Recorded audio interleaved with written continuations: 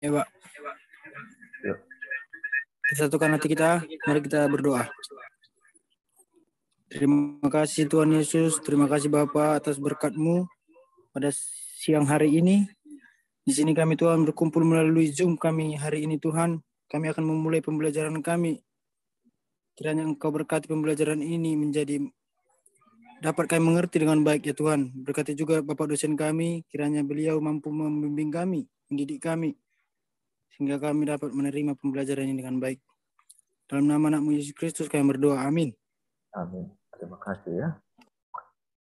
Iya, Sama-sama. 42 orang dari 68. Ya, oke. Ya, kemarin sudah kita bicarakan ada hal-hal yang menjadi stigma yang negatif ya tentang orang dan budaya Batak, dan tugasnya kalian sudah melakukan itu ya. Jadi dengan kita belajar antropologi budaya Batak ini, bagaimana supaya kita mengikis stigma-stigma negatif dari budaya Batak yang dicap jelek, yang kurang baik, dan ada hal-hal yang miring. Jadi memang tujuan kita belajar antropologi budaya Batak, bagaimana supaya ya namanya terganggu lagi dari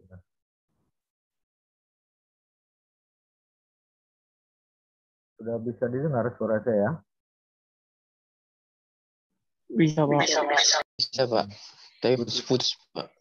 Iya, jaringan di sini kurang bagus. Ini udah bisa didengar dengan baik?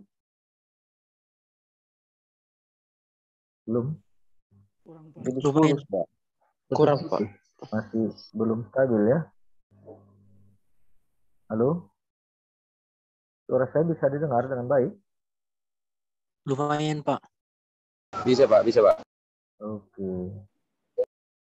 Ya, jadi tujuan dari mata kuliah kita antropologi budaya Batak ini bagaimana supaya nilai-nilai yang negatif itu bisa diredusir ya, dikurangi atau dikikis, dan supaya nilai-nilai yang positif dari budaya itulah yang dikembangkan. Namanya juga budaya, jadi budi dan daya, hal-hal yang positif itu yang harus dikembangkan.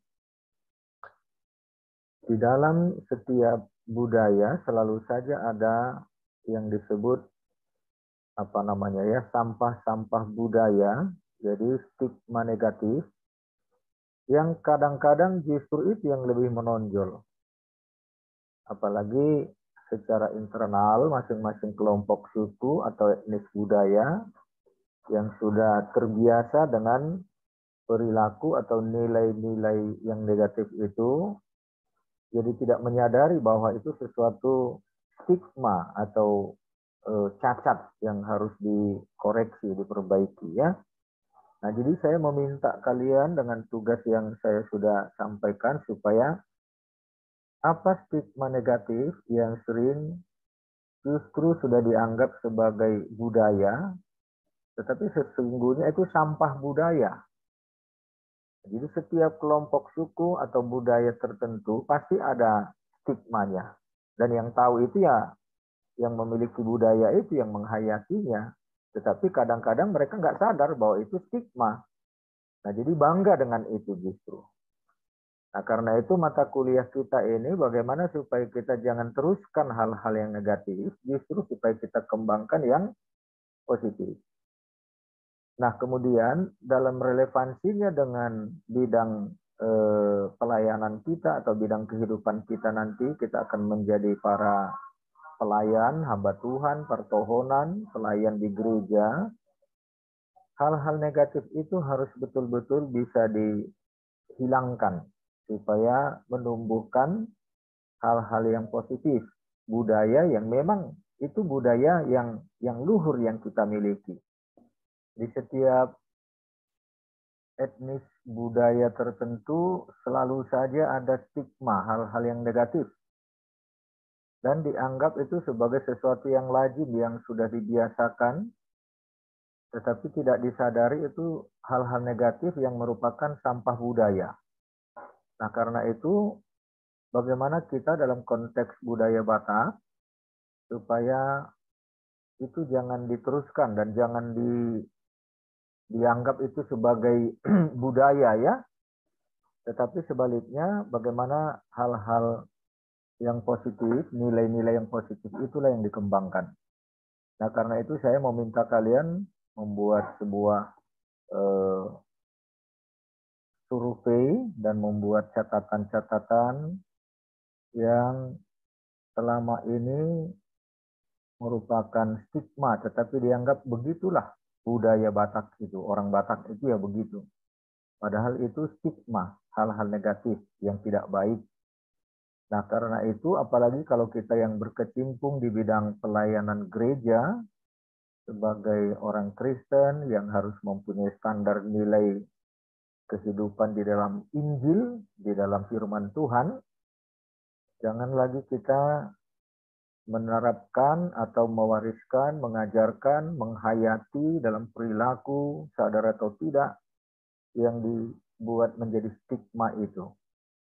Nah, jadi apa yang kalian sudah kerjakan dengan PR itu, saya berharap kalian akan menemukan banyak hal-hal yang negatif, stigma, tetapi supaya itu dikikis, dibuang, dan kita mengembangkan nilai-nilai yang positif.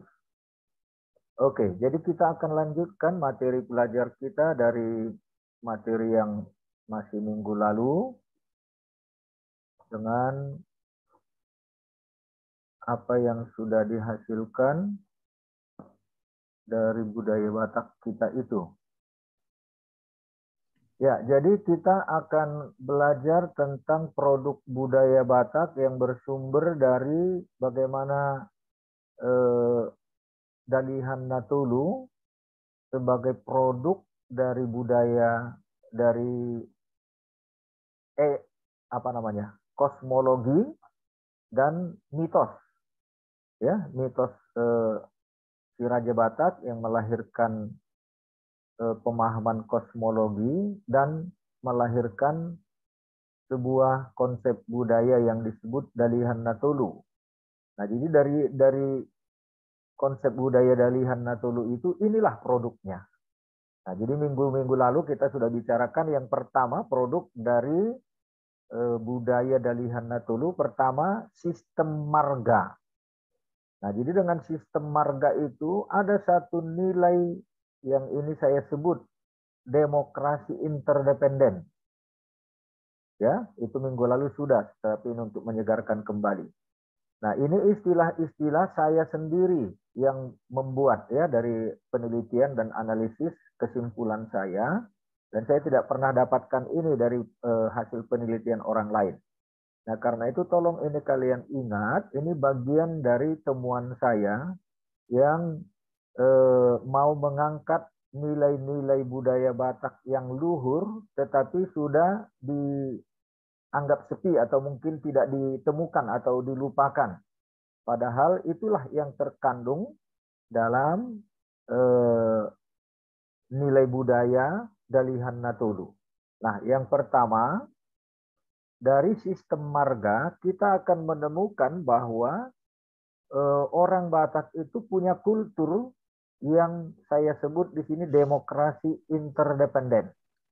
Nah, jadi artinya di dalam konteks orang Batak yang bermarga, dengan sistem marga dalam kekerabatan sistem Dalihan Natulu itu, semua orang saling bergantung dan sangat demokratis. Tetapi demokrasinya, demokrasi yang interdependen, saling bergantung satu dengan yang lain antara hula-hula, Longatubu, dan Buru. Nah, jadi dengan sistem marga, setiap orang Batak dengan marganya itu pasti dia akan saling bergantung satu dengan yang lain dalam ketiga hubungan kekerabatan yang kita sebut Dalihan Natulu itu. Nah, jadi yang minggu lalu kita sudah membahas itu. Pertama, sistem marga menghasilkan satu nilai demokrasi yang interdependen, yang saling bergantungan, tidak bisa lepas satu dengan yang lain. Kalau itu lepas, salah satu lepas tidak mungkin. Dan itu bukan lagi Dalihan Natulu. Dan itu bukan lagi sistem kekerabatan marga Batak. Nah, jadi karena itu sangat penting bagi orang Batak, bagi sistem kekerabatan ini marga. Jadi kalau tidak punya marga, dia tidak punya struktur, tidak ada kaitannya di dalam struktur kekerabatan itu.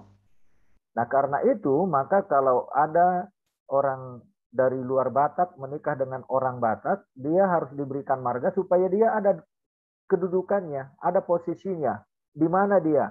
Dan itu juga untuk hubungan kekeluargaan, keluarga besarnya. Nah, jadi inilah ciri khasnya orang Batak dengan Dalihan Natulu itu, setiap orang punya posisi. Dan dia sangat demokratis sistemnya.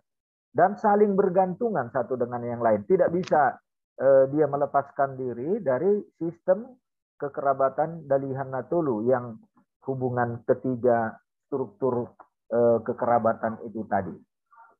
Nah, karena itu bukan karena orang Batak yang bersifat dominan atau menguasai sehingga harus diberikan marga. Nah, jadi orang Batak tidak ada bersikap untuk mendominasi atau mengintervensi seseorang atau kepada pihak lain. Tetapi inilah sistem kekerabatan. Jadi kalau seseorang tidak punya marga, nggak ada kedudukannya, nggak ada posisinya. Bagaimana dia mau berkerabat dengan pihak marga-marga itu kalau dia tidak punya marga? Nah, jadi itulah maka di dalam konteks pemahaman orang Batak yang disebut Sileban itu tidak ada hubungannya dalam kekerabatan dan itu orang asing. Nah, jadi kalau dia mau masuk dalam sistem kekerabatan, dalam sistem demokrasi yang saling bergantungan itu, ya dia harus punya kedudukan, yaitu marga. Dengan marga itu seseorang akan punya kedudukan dan punya relasi yang sangat bergantung satu dengan yang lain. Nah, karena itulah maka harus masuk dalam satu sistem kekerabatan dengan adanya marga. Nah, itu yang minggu-minggu lalu ya. Nah, sekarang kita masuk ke yang kedua, produk dari sistem kekerabatan Dalihan Natulu itu. Yang kedua itu adat yang menghasilkan satu nilai yang harmonis dan religius. Nah, jadi dengan adat itu, disitulah kita menemukan keharmonisan yang bermuatan religius. Semuanya itu ada kaitannya dengan spiritualitas, dengan kerohanian. Nah, jadi adat itu adalah suatu wujud dari keharmonian, harmonis antara hubungan seseorang dengan orang lain, bahkan juga dengan alam, dengan dunia luas ya. Jadi bagaimana seseorang secara individu dengan adanya sistem kekerabatan, dengan adanya marga, dia masuk dalam satu aktivitas sosial yang disebut adat. Ya, jadi adat itu adalah aktivitas sosial. Nah, jadi dalam aktivitas sosial itu akan terdapat adanya relasi yang harmonis antara seorang dengan orang lain atau dengan lingkungan alamnya. Dan itu semua dengan muatan nilai-nilai religiusitas.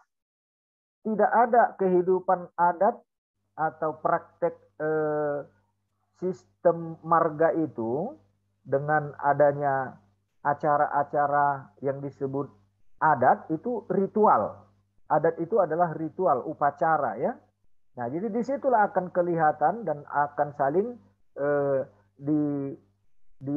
di-share, berbagi gitu dalam praktek aktivitas adat yang disebut adat itu. Kelihatanlah di situ harmonisasi yang sangat religius. Ya, dengan menaati persyaratan fungsional dalam sistem sosial Dalihan Natulu ini, orang Batak meyakini telah melakukan tuntutan religius sesuai nilai-nilai dasar kekerabatan tersebut. Nah, jadi ketika orang Batak melaksanakan upacara atau ritual yang disebut adat itu, dengan adanya sistem marga, semua orang yang terlibat di dalam acara adat atau ritual itu akan mempunyai relasi-relasi hubungan kekerabatan yang muatan harmonis dan religiusnya akan kelihatan di situ, akan terjadi. Nah, jadi setiap orang Batak meyakini telah melakukan tuntutan religius. Jadi itu adalah sebagai upacara spiritual, ada nilai-nilai spiritualnya. Nah, karena itu setiap kegiatan yang disebut adat, ya bisa adat yang besar, bisa adat yang kecil. Pokoknya terjadilah di situ yang seperti ada jambar, ada yang memberikan ulos, ada yang membuat apa ya, kata-kata dari pihak-pihak ketiga struktur Dalihan Natulu itu ya, dalam kegiatan yang terkecil pun itu pasti ada. Nah, jadi disinilah akan terjadi sebuah relasi yang religius. Dan itulah tuntutan adat.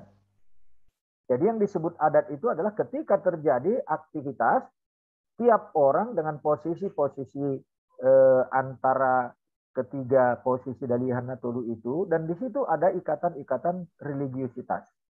Di situ ada ucapan-ucapan atau kegiatan atau benda, barang atau hubungan relasi yang disebut sebagai relasi yang harmonis dan religius. Dengan itu, upacara ritual adat yang mereka selenggarakan dianggap telah mendapatkan legitimasi religius. Nah, jadi ada di situ legitimasi religius. Jadi setiap acara-acara adat itu ada legitimasi religius, artinya itu sah resmi sebagai adat.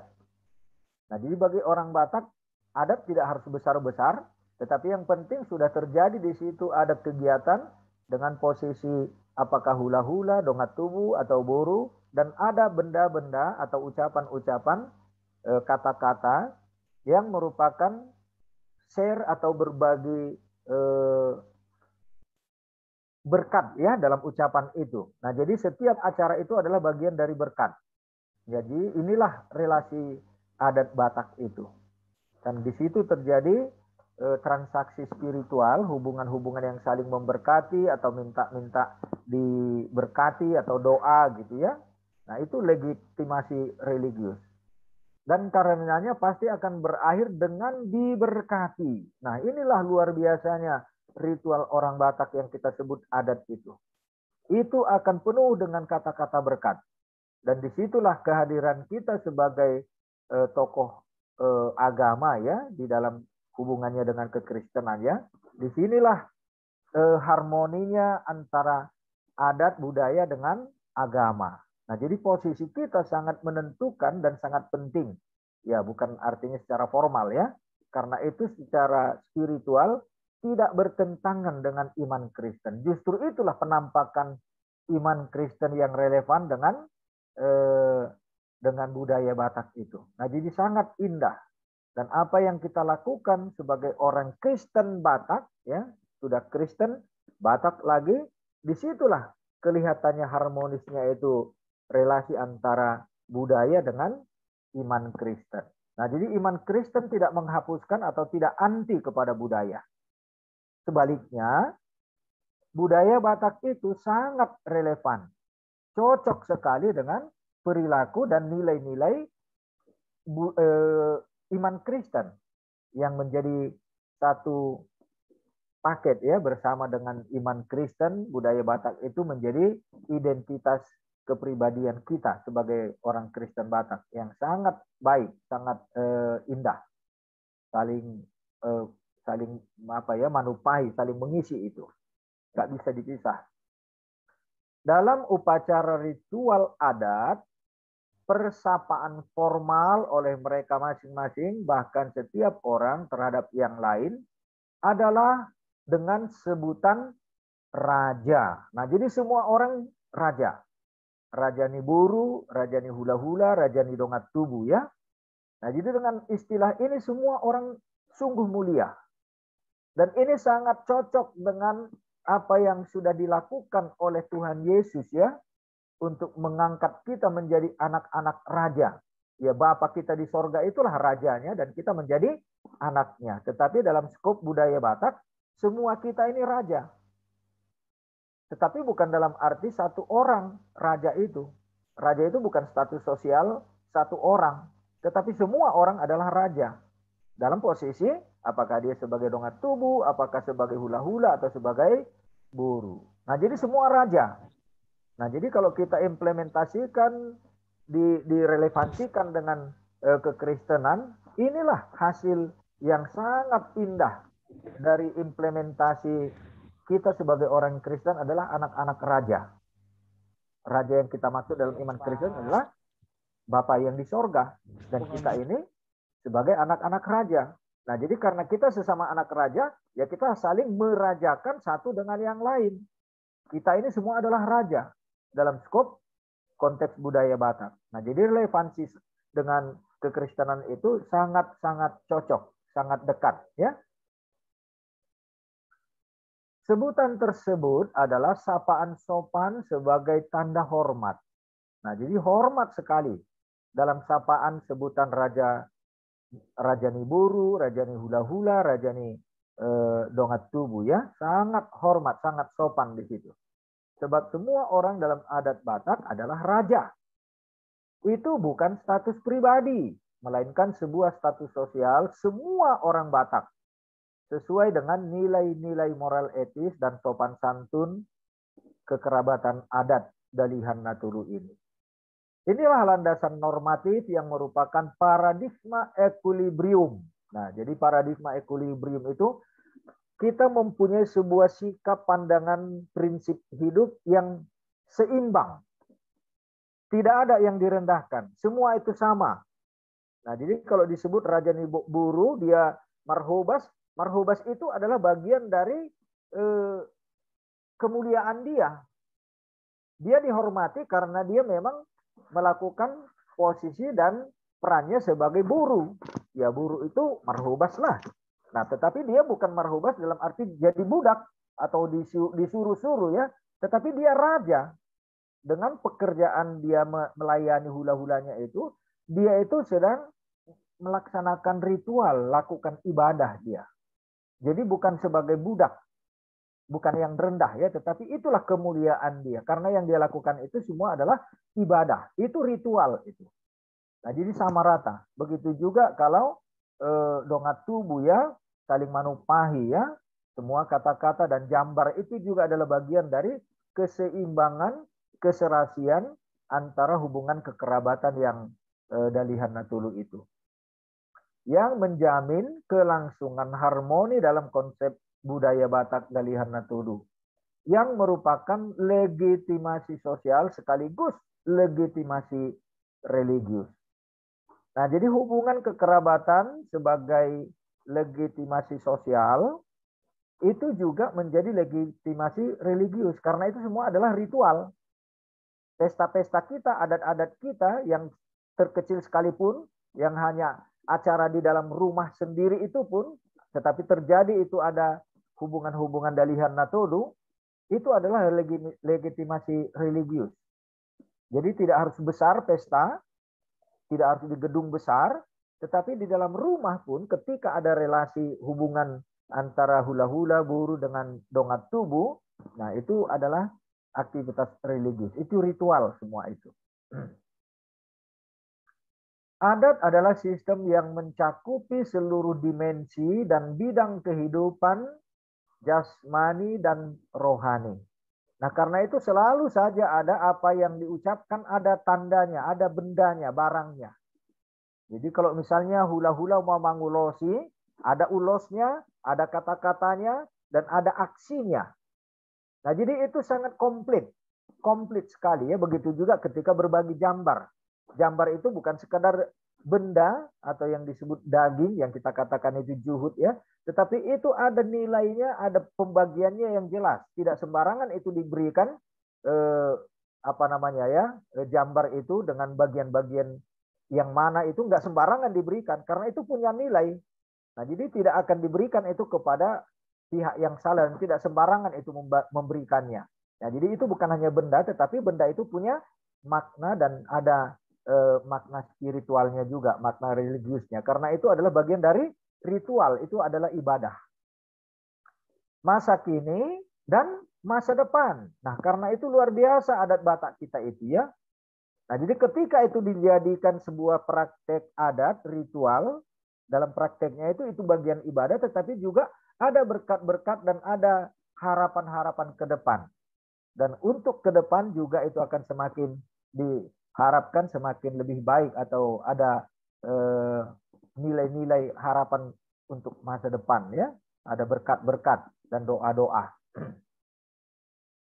Hubungan dengan sesama maupun dengan Sang Maha Kuasa. Nah, jadi itu selalu ada kaitannya dengan yang disebut dengan kehadiran Tuhan dan harapan kepada Tuhan dan doa ya kepada Tuhan. Ya, walaupun kalau dulu sebelum kekristenan ya tentu kepada Mula Jadi Nabulun kan. Tapi setelah kekristenan tidak ada kesulitan lagi bagi kita sekarang untuk mempraktekkan itu dalam hubungannya dengan Tuhan Yesus, Allah Bapa yang kita imani ya. Nah, jadi karena itu tidak akan ada kesulitan bagi orang Batak Kristen untuk mempraktekkan agama Kristen, iman Kristen dengan adat Bataknya. Nggak ada kesulitan. Karena itu sangat klop, cocok sekali.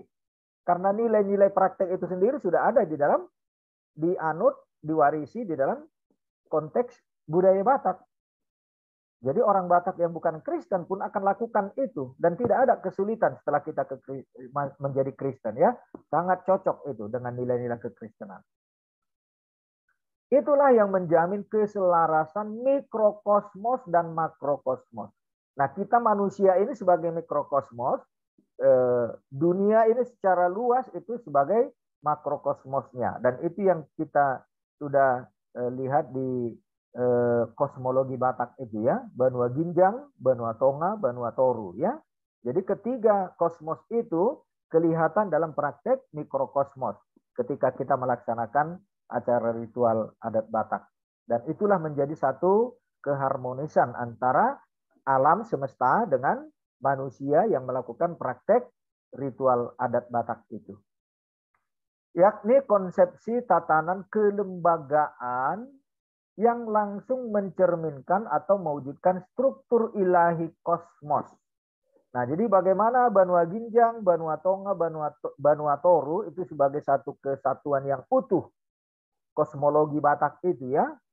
Demikianlah kita menerapkannya dalam hubungan kekerabatan Dalihana Tolu, Hula-Hula, Dongat Tubu, Boru. Dan itulah menjadi satu lembaga adat kita. Nah, jadi adat Batak itu bukan lembaga, ada kantornya, ada ketuanya, struktur pengurus harian gitu. Nggak ada seperti itu. Adat Batak bukan itu. Adat Batak bukan lembaga dalam arti punya struktur sosial seperti itu. Tetapi itulah relasi hubungan karena marga itu. Itu sangat dinamis dan tidak tidak kaku dia. Jadi bukan status sosial ketika seseorang menjadi hula-hula, selamanya dia hula-hula. Nggak ada seperti itu. Tetapi itu sangat dinamis. Nah, karena itu kelembagaan adat Batak memang bukan lembaga seperti organisasi yang formal yang kita pahami sehari-hari. Bukan. Jadi lembaga adat Batak itu sangat dinamis. Dan bukan menjadi satu struktur jabatan yang dipilih dalam satu periode tertentu siapa menjadi ketua, menjadi pengurus, menjadi seksi-seksi. Nggak ada seperti itu. Adat Batak tidak seperti itu. Tetapi itu sudah terjadi secara dinamis dan otomatis dalam kekerabatan ketika seseorang punya marga. Dan dia tahu hubungannya dengan pihak-pihak yang lain, dengan marga yang lain. Nah, jadi dalam posisi seperti itulah kegiatan-kegiatan adat Batak. Nah, jadi beda sekali kalau misalnya ya di budaya etnis yang lain ada lembaga adat, ada ketuanya gitu ya. Batak tidak ada seperti itu.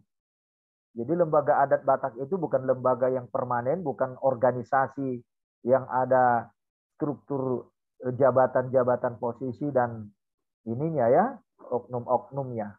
Nah, jadi adat Batak itu sendiri adalah satu lembaga yang semua orang adalah peserta dan aktif dalam posisi yang sangat dinamis karena kekerabatan Dalihana Tolu itu. Dan itulah pemahaman orang Batak tentang nilai-nilai keilahian. Itulah nilai-nilai spiritual yang dianut oleh orang Batak yang nyata dalam kehidupan sosial sehari-hari. Segala sesuatu yang ada di bawah sini di dunia nyata memiliki analognya di atas di dunia atas. Nah, jadi apa yang kita lakukan dalam kekerabatan Dalihanatulu itu menjadi gambaran dari cerminan dari nilai-nilai kekerabatan dalam ketiga unsur kosmologi Banua Ginjang, Banua Tonga, dan Banua Toru. Sebagai sistem sosial, adat secara konkret berwujud dalam lembaga-lembaga sosial, upacara-upacara ritual, maupun peraturan atau hukum kemasyarakatan. Nah, jadi dari situlah lahir munculnya peraturan-peraturan dan hukum-hukum kemasyarakatan di adat Batak. Nah, jadi dengan adanya lembaga adat itu, ya lembaga adat bukan organisasi secara permanen ya, bukan organisasi, tetapi dinamis antara hubungan kekerabatan Dalihanatulu itu, maka disitulah dimunculkan aturan-aturan adat. Nah, jadi ada banyak sekali aturan, tetapi ya semua itu biasanya tidak tertulis, karena semua orang secara otomatis akan bisa menghayati, akan bisa mengetahui. Ya, tanpa diajarin pun secara formal, tidak ada sekolah adat ya. Tetapi ketika orang Batak sudah masuk dalam sebuah upacara ritual adat Batak, otomatis dia akan tahu dan bagaimana dia belajar sendiri dari bagaimana adat itu dipraktekkan. Nah, jadi aturan peraturan dalam kemasyarakatan adat Batak ya memang biasanya tidak formal. Karena itu tidak ada hakim atau pengadilan adat yang formal. Nah, demikian juga dalam petugas-petugas hukum adat Batak itu tidak ada formal. Dan itu bukan jabatan formal. Pada gilirannya, peranata adat itu juga berfungsi sebagai himpunan, wadah atau bahan dan sarana pendidikan. Nah, inilah hebatnya luar biasanya adat Batak kita itu. Disitulah akan terhimpun nilai-nilai dan juga perangkat-perangkat dan posisi adat Batak, sarana-sarana yang ada di situ menjadi alat atau media pendidikan. Nah, jadi luar biasa kalau kita sudah bisa memahami ini, landasan-landasan prinsip tentang adat Batak ini sangat efektif. Dan ini menjadi pendidikan yang secara langsung bisa dialami dan diajarkan kepada orang sepanjang dia mau memberikan perhatian dan terlibat di dalam aktivitas adat tersebut. Dan itulah yang dipraktekkan dalam kehidupan sehari-hari menjadi nilai-nilai adat. Tidak diajarkan secara formal, tetapi ketika dia masuk dalam situasi dan suasana kekerabatan dalam upacara adat Batak itu, disitulah akan terjadi proses dan bentuk-bentuk pendidikan adat Batak itu. Tidak ada pendidikan formal, tetapi itu dilaksanakan dalam satu kegiatan upacara adat Batak, dan itu menjadi bagian dari ritual dan bentuk-bentuk pendidikan adat Batak di situ. Yang berguna bagi transmisi nilai-nilai pengetahuan dan keterampilan. Nah, jadi disitulah kita belajar, disitu kita saling mendidik, disitulah kita saling berbagi dalam posisi adat dan mempraktekkannya sebagai bentuk-bentuk penghormatan dan juga pengabdian dalam rangka ritual adat Batak. Dalam praktek hidup sehari-hari, pranata dan bahan-bahan atau media pemeliharaan dan praktek adat Batak tersebut tertuang dalam wujud benda-benda karya seni budaya. Nah, jadi di situ ada mitos, ada legenda, cerita-cerita, ada pemahaman-pemahaman tentang berkat, doa-doa, ada cerita-cerita rakyat, turi-turian, peribahasa dan ungkapan, upama dan upasa, ada juga musik tarian, gondang dan tortor, ada arsitektur rumah Batak ya, dan itu menjadi bagian dari wujud pendidikan dan wadah pemeliharaan nilai-nilai, transmisi nilai di situ. Ya, artikel-artikel ornamen ya, ornamen rumah-rumah adat Batak itu. Disitulah pendidikan itu berlangsung.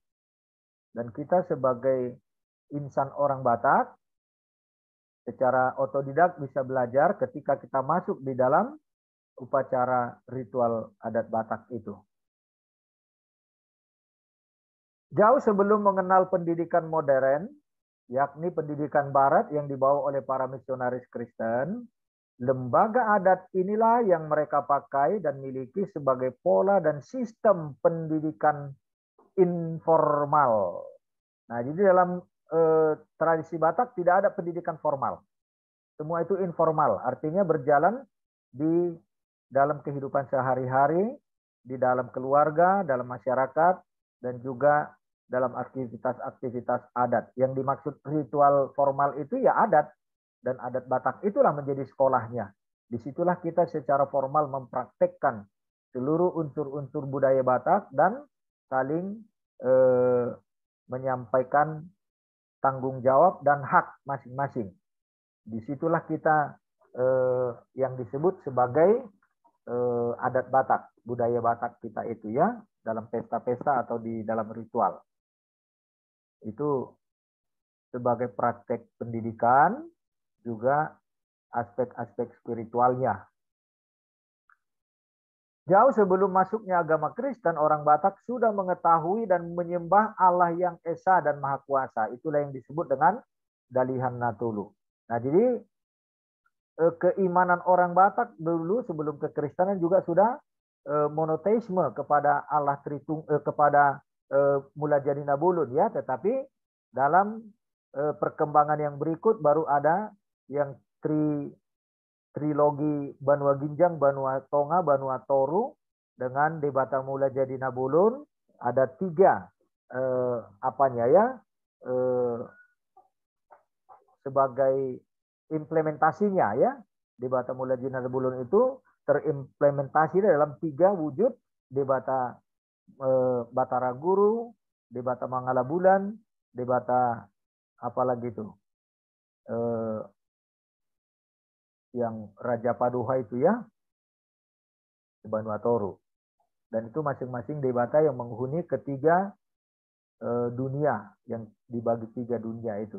Sistem kepercayaan mereka kepada Allah yang Maha Kuasa itu tersusun dalam sistem budaya yang disebut adat secara monoteistis. Nah, jadi adat kita itu adalah keutuhan dari ketiga unsur Dalihan Natulu, termasuk juga ketiga debata yang emanasi ya, pancaran dari Mulajadi Nabulun itu, yang menghuni Banua Ginjang, Banua Tonga, dan Banua Toru.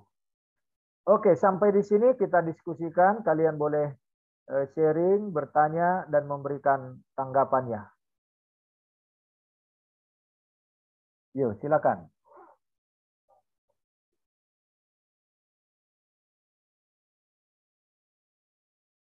Bagaimana sistem kekerabatan adat Batak dalam praktek adat yang harmonis dan religius?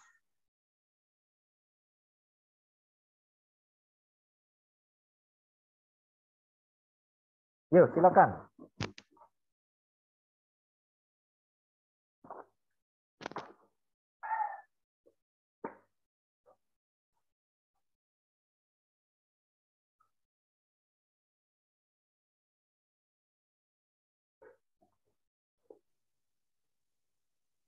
Terkait raja tadi, Pak. Ya. Baik perempuan dan laki-laki dalam sistem tadi, Pak, semua adalah raja. Ya. Dan bagaimana bisa hanya laki-laki yang dapat mewariskan sebuah marga itu, Pak, dalam sistem Batak, jika semua adalah raja? Apakah perempuan pada saat itu mengalami namanya dis? Iya. Jadi pemahaman budaya Batak tentang manusia bukan gender laki-laki dan perempuan, tetapi adalah posisi adatnya sebagai hula-hula atau sebagai buruh. Nah, jadi orang Batak tidak melihat manusia itu dari persoalan gender, tetapi dalam posisi adatnya dia. Nah, jadi kalau dikatakan buruh dalam posisi adat Batak bukan artinya perempuan, tetapi kelompok orang yang mengambil istrinya dari marga kita, ya. Kalau kita menyebut seseorang itu buruh, itu bukan karena gendernya perempuan, tetapi kelompok orang yang mengambil istrinya marga kita. Nah, itulah buruh. Jadi bukan karena gender. Nah, di dalam kelompok orang-orang yang punya marga apapun dia, tetapi istrinya marga kita, itu buruh. Nah, jadi bukan persoalan gender laki-laki perempuan. Iya. Selanjutnya, bagaimana tadi Agede Kopas yang kamu mau tanya? Sudah Pak, sudah. Terima kasih Pak. Oke. Terima kasih Pak. Saya ingin bertanya dari sebuah persoalan yang mungkin akan terjadi. Saya ingin bertanya dari ucapan yang ada di sini, dari tulisan ini. Secara dialektis dapat dikatakan marga bagi Batak adalah sebuah pernyataan identitas diri pribadi sekaligus pernyataan bahkan tuntutan klaim status sosial dalam ikatan moral tertentu. Bagaimana Pak jika suatu saat kita menghadapi sebuah permasalahan di mana ada seorang anak dari ODGJ yang di mana ODGJ ini mengalami pelecehan seksual sehingga dia tidak mengenal siapa ayah atau siapa ayah dari anaknya nantinya. Bagaimana si anak ini bisa memperoleh marga sebagai klaim status sosial yang dimiliki anak tersebut.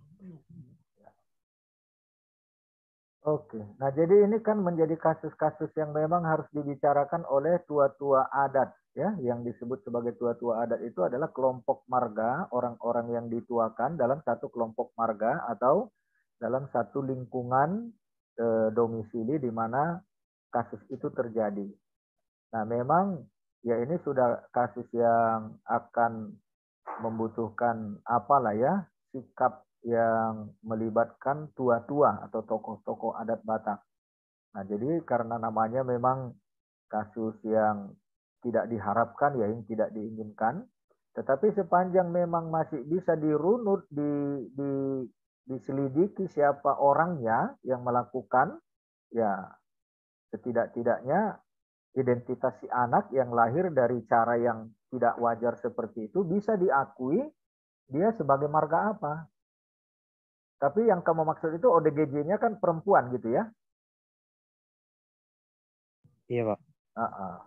Nah jadi ya memang kesepakatan dari tua-tua adat atau kelompok marga yang ada di tempat kasus itu terjadilah. Nah karena inilah memang perlunya ada yang disebut sebagai tua-tua adat. Dan disitulah perannya para tokoh-tokoh adat dan orang-orang yang dituakan ya. Nah karena itu memang setiap kasus akan selalu membutuhkan kebijakan atau keputusan para tokoh ahli orang-orang yang disebut apalah ya sebagai tua-tua adat yang bisa merembukkan dan menyepakati satu-satu kasus untuk mengambil sebuah kesimpulan atau keputusan. Nah jadi sebenarnya itu lebih pada pengakuan dan kesepakatan. Nah, jadi di dalam tradisi Batak kita ini kan sangat dinamis yang disebut sebagai apa namanya ya? Kalau di dalam istilah Alkitab itu di dalam istilah tradisi orang Yahudi itu proselit ya, proselit. Kan banyak orang-orang yang bukan Yahudi menjadi menganut Yahudi. Nah, mereka itu proselit. Mereka bukan orang Yahudi tetapi jadi diyahudikan karena ikut dalam ritual peribadahan orang Yahudi, jadi beragama Yahudi, dan mereka diakui sebagai orang Yahudi. Nah begitu juga kita orang Batak. yang tidak punya marga, yang bukan orang Batak, tetapi disepakati oleh tua-tua adat, orang-orang tua marga-marga lah, kelompok di satu domisili tertentu, tua-tua adat itu, kalau disepakati itu menjadi marga apa, ya itu sudah sah itu. Ya, jadi soal pengakuan dan kesepakatan saja. Nah, karena itulah maka sangat penting marga itu bagi orang Batak. Nah, jadi bisa saja mungkin tidak ditemukan hasil dari penelitian siapa yang melakukan pelecehan lah gitu ya kepada ODGJ itu. Tetapi tua-tua adat sepakat, oke, kita terima saja lah ini menjadi marga ini gitu. Sepakat, oke. Itu udah sah itu. Dan secara hukum formal juga negara menerima itu ketika secara adat sudah disahkan. Nah, jadi memang sangat dinamis dan selalu ada jalan keluar dalam berbagai kasus yang dihadapi di tengah-tengah konteks sosial masyarakat Batak. Sepanjang itu menjadi satu keputusan bersama tua-tua adat dan disepakati. Dan itu dipestakan itu langsung bisa. Atau paling tidak itu di Baima acara apa kan maniat apalah gitu. Nah, tetapi di situ kan terjadi nanti transaksi pembagian gambar dan dia dimasukkan ke kelompok marga dan disitulah terjadi transaksi antara marga-marga yang berkaitan dengan oknum atau peristiwa yang dibicarakan itu. Oke, begitu oke.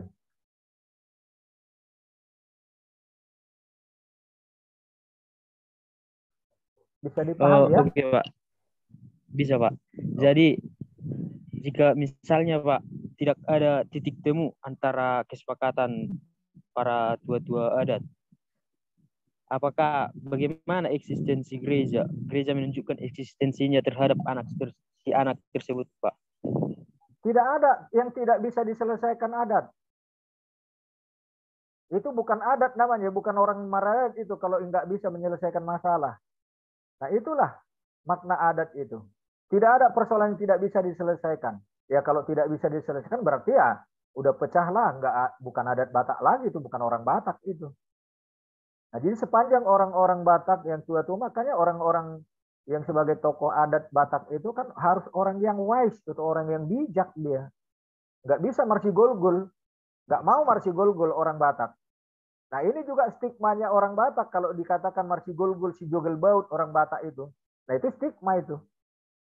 Jadi tidak ada orang Batak yang mau marsigol-gol sehingga tidak ada keputusan. Nah, jadi tua-tua orang Batak itu yang sangat bijak itu, orang bijak itu nggak mau marsigol-gol. Nah, karena tadi itu kan, karena ritual itu kan semuanya adalah sebagai ibadah itu, ritual itu. Jadi tidak mungkin ada orang Batak yang mau marsigol-gol tidak ada keputusan. Nggak ada itu.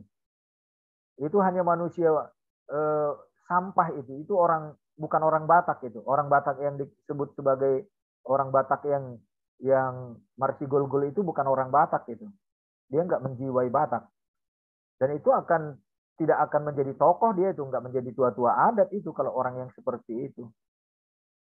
Nah, jadi setiap persoalan adat, kalau sudah dibicarakan secara adat, tokoh-tokoh adat, pasti ada jalan keluar. Tidak mungkin tidak ada jalan keluar. Nah, jadi kalau tidak ada jalan keluar berarti bukan tokoh adat itu, bukan orang yang bijak mereka. Nah, jadi sikap gereja ya tetap terbuka kepada apa yang diakui oleh adat, yang sudah disahkan, disepakati, diterima oleh gereja. Tetapi kalau toh terjadi seperti kamu itu, supaya jangan sundat untuk dibaptis contohnya ya, anak itu, ya gereja nggak apa-apa. Tetapi kan janggal mau disebut ke keluarga siapa itu, siapa sebagai orang tuanya. Ya nantilah setelah dia dewasa. Ya, setelah dewasa contohnya kalau itu kasusnya berlanjut tidak ada kesepakatan seperti kamu katakan, ya dia sendiri nanti yang datang. Nah, nanti kan peristiwa-peristiwa selanjutnya pasti dia akan masuk lagi kepada peristiwa adat kan. Dan kalau dia sudah mau menikah, ya tentu akan dibicarakan marga apa dia. Ya kalau memang dari kecil tidak ada keputusan tokoh-tokoh adat, ya dia bisa dimargakan.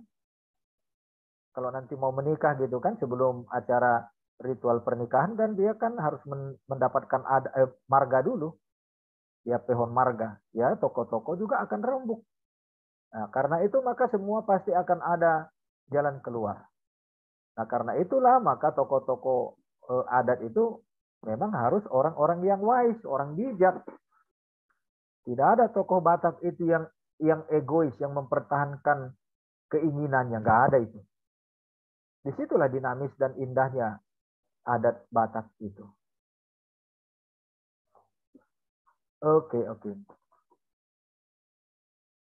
Ya, bagus. Kalau kalian sudah mulai melihat hal-hal yang seperti itu, akan semakin banyak kalian mendapatkan hikmat dari pelajaran kita ini. Jadi pelajaran kita ini justru akan membuat kalian jadi terbuka wawasan dan mengerti apa itu esensi utama dari adat Batak yang kita pelajari itu ya. Antropologi budaya Batak kita ini sangat-sangat indah. Ada lagi? Pas Pak. Oke, yang lain? Ya, ini sangat penting, apalagi kalian sebagai guru huria nanti. Kalian ujung tombak di dalam kehidupan sosial masyarakat budaya Batak.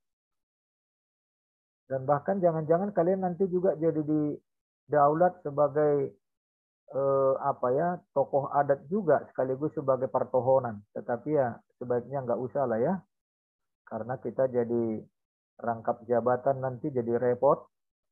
Ya bisa saja kalau kalian memang piawai, pintar menyampaikan pokok pikiran dengan cara yang menarik atau boleh membuat simpati orang, banyak nanti orang akan meminta. Tetapi ya kita hargai ada tokoh-tokoh budaya, orang-orang tua yang bisa melaksanakan itu. Kalau kita sebagai pertohonan, cukuplah sebagai pelayan gereja, tetapi tetap mendampingi, ikut dalam berbagai aktivitas proses adat-adat Batak kita itu. Kita pasti jadi orang yang terhormat kita, karena tohonan kita ya, terutama karena pasti akan terlibat di dalam aktivitas-aktivitas adat. Dan jangan disisihkan. Dan jangan dinegasikan, jangan dinegatifkan gitu ya. Adat Batak kita itu indah sekali itu. Ritual adat Batak kita. Nah, itu perlunya kehadiran kita juga supaya jangan jadi ada unsur-unsur kembali lagi kepada kekafiran. Jangan ada mertonggo-tonggo kepada roh-roh nenek moyang ya. Nah, jadi kehadiran kita sangat-sangat menentukan untuk praktek adat budaya Batak kita itu, pesta-pesta ritual adat Batak kita itu di jalan Tuhan ya, sesuai dengan iman kita, iman Kristen. Kita jangan melenceng. Tapi jangan kita yang menjadi raja parhatanya, jadi repot kita nanti. Oke, silakan yang lain.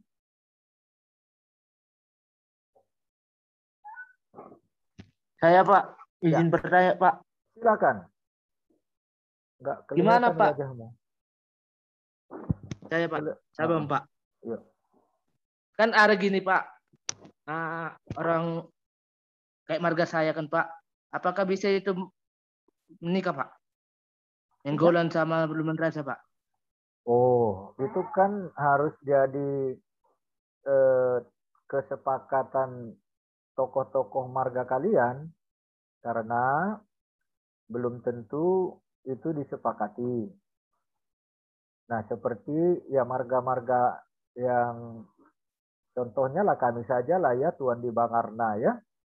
Tuan di Bangarna itu kan ada 4 marga, Panjaitan, Silitonga, Siagian, Sianipar. Nah, kalau dari segi marga sebenarnya nggak boleh saling menikah itu. Tetapi kenyataannya sudah banyak menikah.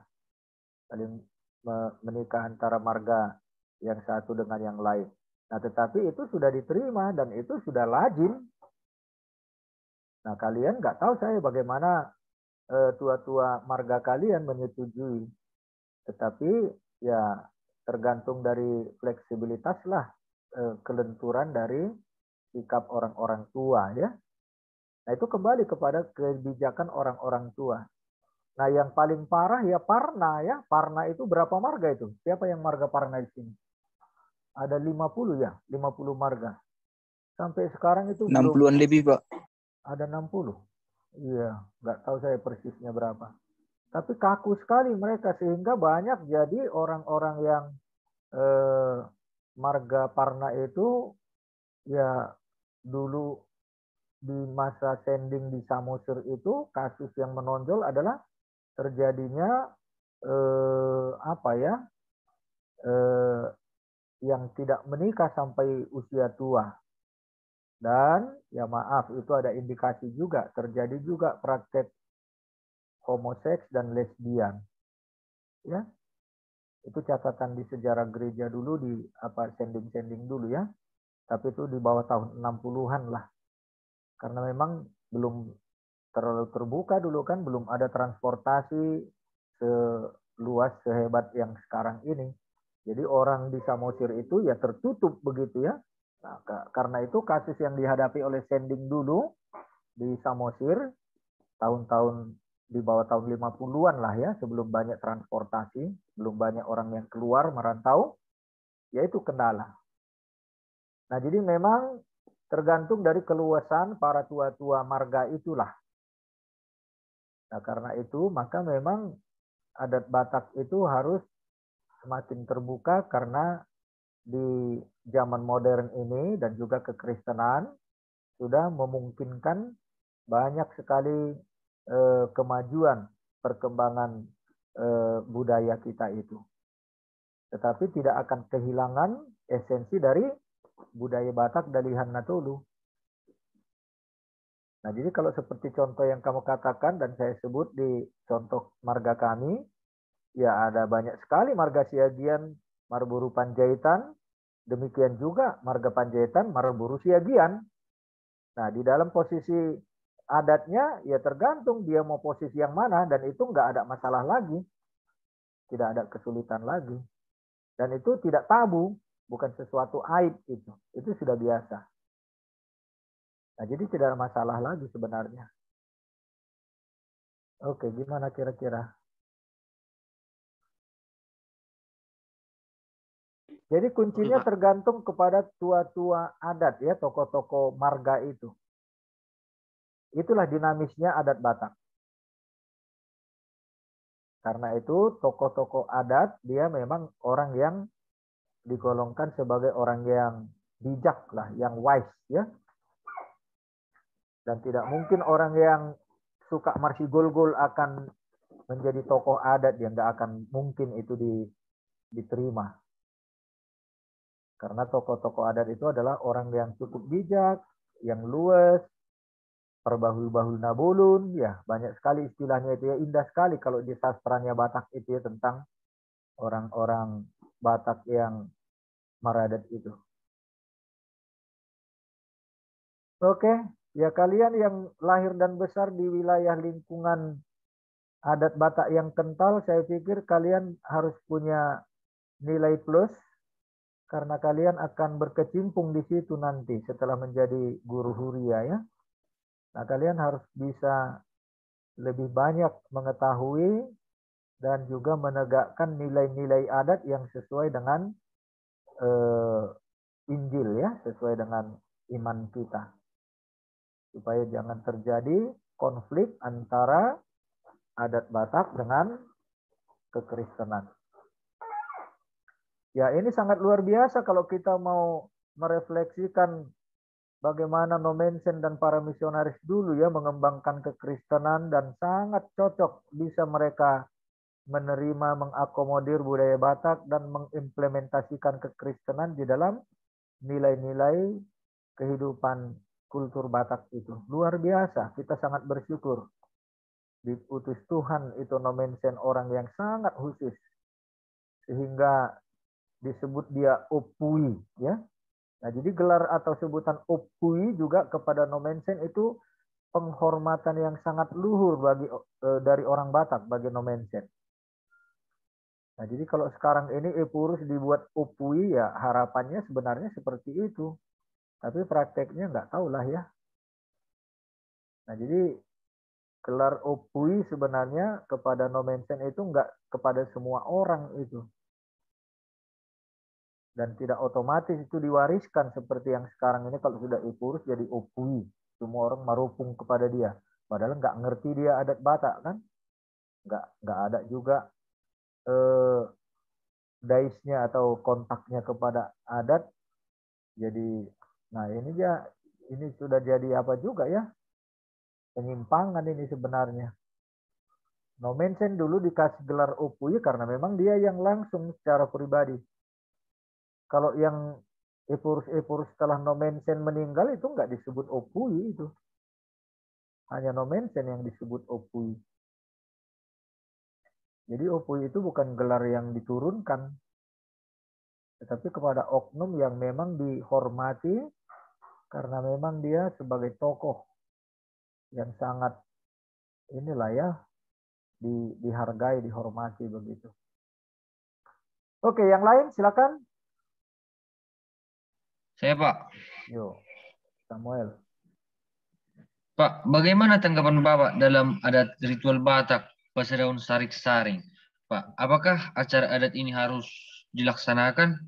Dan bagaimana peran gereja dalam melaksanakan upacara adat tersebut, Pak? Mohon Ya, penjelasannya, Pak.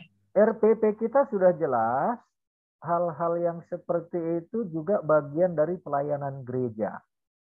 Jadi karena itu gereja harus hadir melalui parhaladonya ya. Nah, dalam pemahaman iman Kristen tidak ada larangan untuk menggali sarik-saring. Nah, sering juga direferensikan kepada bagaimana ke-12 suku Israel itu dulu membawa sarik-saring si Yakub ya. Setelah 400 tahun mereka di Mesir diperbudakan, ketika mereka berangkat itu dibawa. Atau ada kasus yang lain ya sebelum 400 tahun barangkali. Nah, tetapi ritual itu juga dilakukan di orang Batak sebelum Kristen ya. Sebelum Kristen orang Batak sudah lakukan ritual itu, panakokon saring-saring. Nah, jadi di dalam kekristenan selalu direferensikan ke peristiwa orang Israel yang membawa tulang belulang si Yakub. Itu referensinya saja. Tetapi sebelum Kristen juga orang Batak sudah lakukan itu. Nah, jadi gereja menerima itu dan tidak ada masalah sepanjang tidak ada lagi hubungannya dengan praktek kekafiran.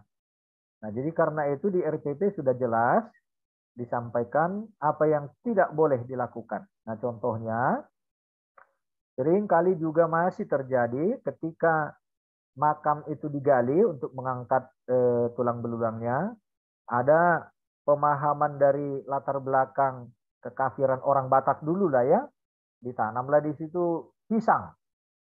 Karena ada pemahaman asa unang adong behalak na menggatihon yang sudah diangkat itu ya, itu pemahaman kekafiran. Nah, jadi dibuatlah pohon pisang. Nah, jadi kalau kita sekarang itu harus dilarang, nggak boleh. Jadi tidak ada hubungannya dengan itu. Nah, kemudian kalau sudah diangkat saring-saringnya itu, tidak boleh dibuat menjadi dinapurani, dibuat apa namanya itu? Napuran apa itu namanya? Betiar, Pak. Dikasih siri apa gitu ya? Seperti ritual-ritual adat Batak yang kuno dulu. Nggak boleh dibuat sirih, dibuat ke mulutnya itu lagi apa ya, atau dibuat rokok dan segala macam. Nah, jadi harus di dalam apang langsung atau di satu tempat lagi itu dibungkus rapi dan tidak boleh ada di ulos-ulosi lagi, digondang-gondangi, tetapi langsunglah ke makam. Kalau memang bermalam dibuat di gereja ya. Nah, jadi ada mungkin karena jarak yang jauh nanti akan diberangkatkan ke tempat ke kampung gitu, ya harus ditempatkan di gereja, nggak boleh di rumah. Menghindarkan jangan terjadi praktek kekafiran. Nah, jadi cara-cara seperti itulah yang diterapkan di RPP, Rut Parmahnion HKBP kita itu, supaya menghindarkan praktek kekafiran. Nah, kemudian dalam pelaksanaan pemakamannya juga tidak boleh ada acara apapun lagi kepada sarik-saring itu. Dia hanya ditempatkan begitu saja setelah mungkin didampingi dengan misalnya ada juga pas kebetulan yang keluarga meninggal dimakamkan atau mau disatukan, tidak boleh ada acara apapun lagi untuk sarik-saring yang sudah diangkat dan mau ditempatkan di tempat yang baru. Nah, jadi upacara yang dilakukan hanya untuk jenazah kalau misalnya ada pas yang meninggal yang akan dimakamkan. Tetapi kepada sarik-saring itu nggak boleh lagi ada acara. Begitulah. Baik Pak, terima kasih Pak. Oke.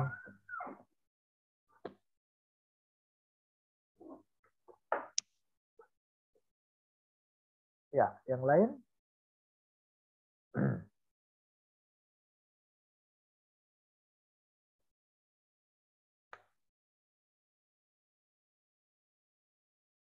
Ya, coba ke topik ini lagi ya. Bagaimana adat Batak kita itu dengan nilai harmonis religiusnya.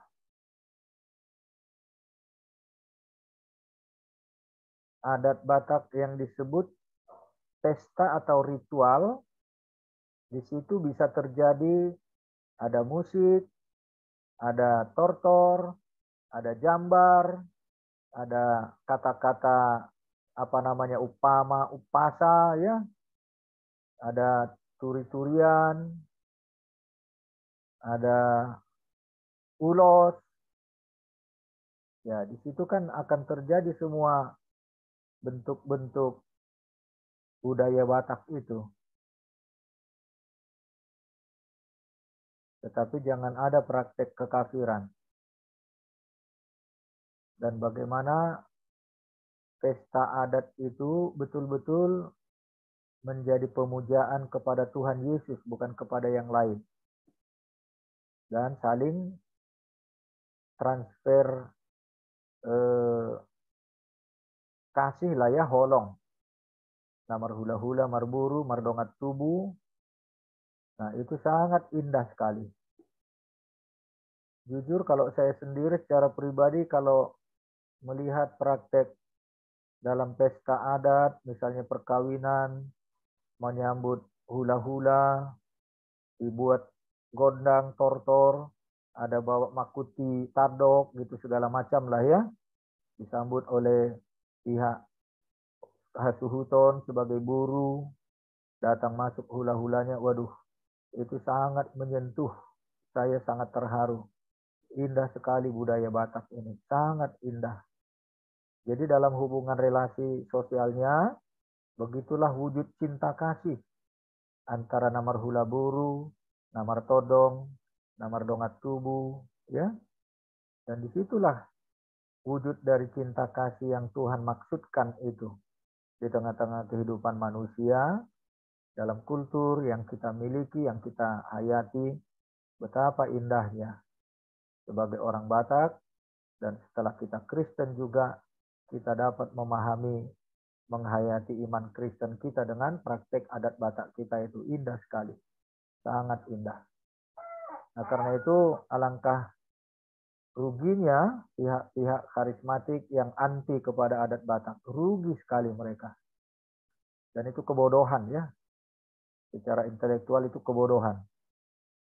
Dan secara harta milik, kekayaan, kebanggaan sebagai manusia berbudaya, itu kerugian besar bagi mereka. Nah, luar biasa adat Batak kita itu. Nah, semua itu kan tetap ada dalam hubungan relasi religius dengan Tuhan. Dan semua itu ibadah itu ritual. Karena itu nggak sembarangan orang Batak melaksanakan itu. Itu ritual. Itu penyembahan kepada Tuhan.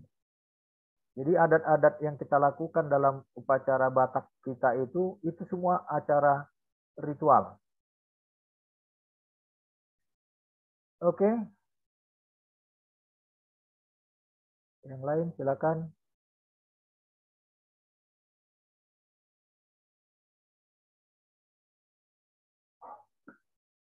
Bagaimana kalian sendiri dalam mengamati dan mungkin kalau ikut dalam satu kegiatan adat Batak,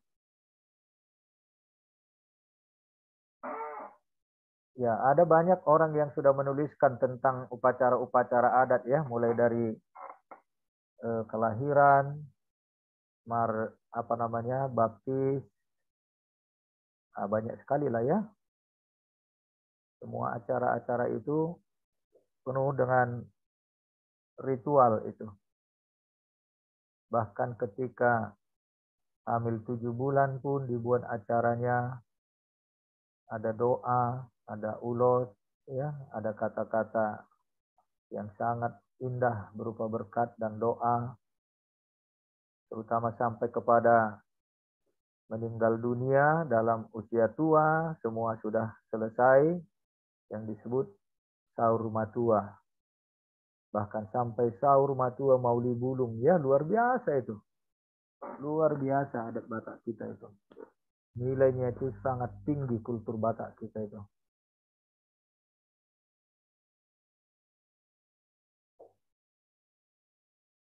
Tetapi ya memang ada sedikit jadi kurang enak lah kalau misalnya dibilang mate punu kan. Mate topas yang belum punya anak, sudah menikah tetapi tidak ada anak. Ya memang sedih.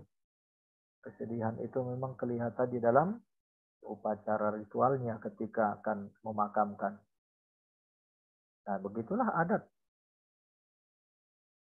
Tetapi yang penting jangan sampai ada melakukan bentuk-bentuk pelecehan kepada status seseorang. Mungkin karena tidak punya anak laki-laki, jadi diceraikan atau kawin lagi gitu ya. Nah, setelah kekristenan itu kan nggak boleh lagi ya. Tapi dulu ya sebelum Kristen itu dilakukan karena memang nilai adatnya itu, nilai Batak, adat Bataknya itu dia tidak lengkap kalau tidak punya anak laki-laki. Tapi setelah Kristen kita ya puji Tuhan lah karena ini sudah harus diterima dengan apa adanya ya. Bahkan kalau tidak punya anak sekalipun tidak boleh diceraikan. Nah, itulah kuatnya pengaruh kekristenan membuat tidak ada lagi perceraian kalaupun tidak punya keturunan atau tidak punya anak laki-laki. Karena Injil itu sudah menerangi jiwa orang Batak itu yang Kristen ya. Oke, ada lagi?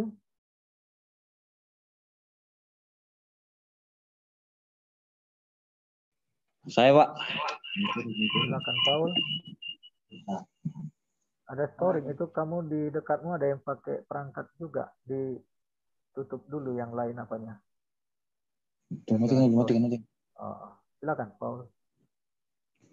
Saya izin bertanya Pak, mengapa kita orang Batak dalam silsilah marga tidak boleh menikahi padan? Dan kenapa pariban wajib dan harus dinikahi jika kita tidak dapat jodoh lagi Pak? Terima kasih Pak. Ya, yang kedua tadi bukan harus ya, tetapi itu yang lebih baik.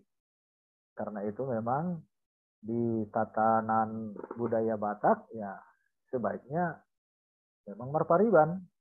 Tetapi kalau bukan marpariban pun kan itu bisa menjadi dianggap buru tulang yang diulinya ya, itu yang dibuat acara titin marakup. Nah, jadi ada jalan keluar. Nah, karena itu bukan harus. Nah, yang pertama tadi apa tadi yang pertama?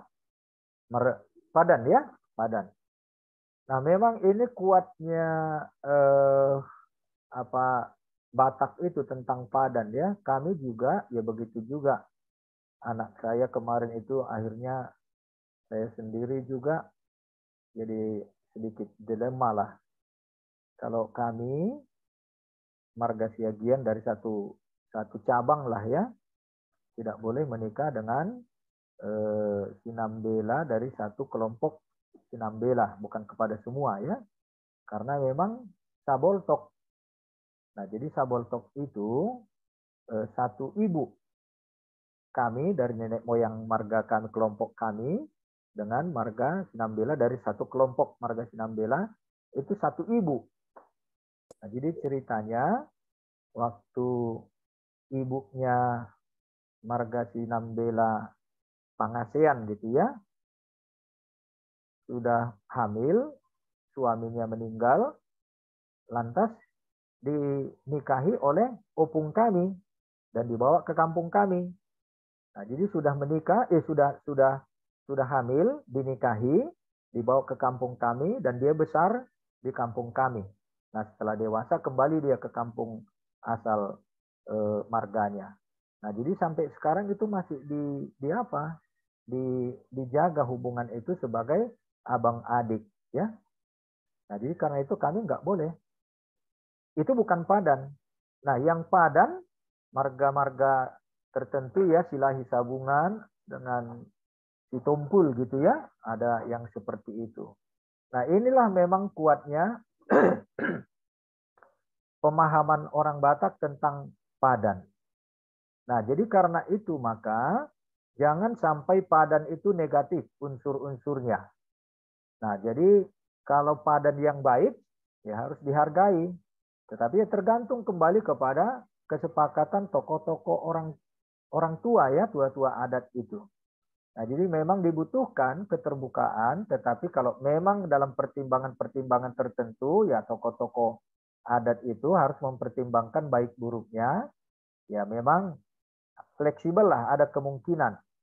Tetapi ya jangan akhirnya itu menjadi satu patokan yang baku seolah-olah itu keputusan Tuhan ya. Nah, jadi memang kembali lagi kepada sikap keluasan, keterbukaan dari orang-orang tua. Nah, jadi kalau orang tua yang sudah bisa melihat gejala-gejala negatif atau yang tidak baik, ya harus dikoreksi, direvisi itu. Tetapi kalau sepanjang memang baik, ya dilanjutkan. Nah, seperti contoh yang sudah sering saya sebut contoh Simanjuntak ya, Horbo dulu dengan Horbo Pudi. Nah, itu tona-tona bukan padan, tona. Nah, jadi kalau kita lakukan sampai sekarang seperti itu kan sudah bertentangan dengan firman Tuhan. Karena itu jangan diteruskan. Nah, tona-tona dan padan bagi orang Batak itu kuat sekali ya. Dan sampai dipahami hal-hal ada ajabnya, ada apanya ya, semacam dampak negatif atau bahkan dikatakan kutuknya ya. Nah, kalau itu nggak baik ya jangan lagi lah. Ya, Tuhan Yesus sudah mematahkan semua kutuk-kutuk dosa. Nah, karena itu kalau tidak baik ya jangan diteruskan. Tapi kalau baik, ya tentu orang-orang tua, tokoh-tokoh adat Batak kita itu, marga-marga kita itu akan punya pertimbangan yang lebih terbuka. Kalau baik ya, tapi kalau tidak baik, ya jangan dilakukan. Nah, jadi memang sangat hikmatnya orang Batak itu, budaya Batak itu sangat luar biasa. Kita harus bersyukur karena sangat fleksibel dan terbuka budaya Batak kita itu dengan perubahan ya. Sangat terbuka. Oke. Yang lain?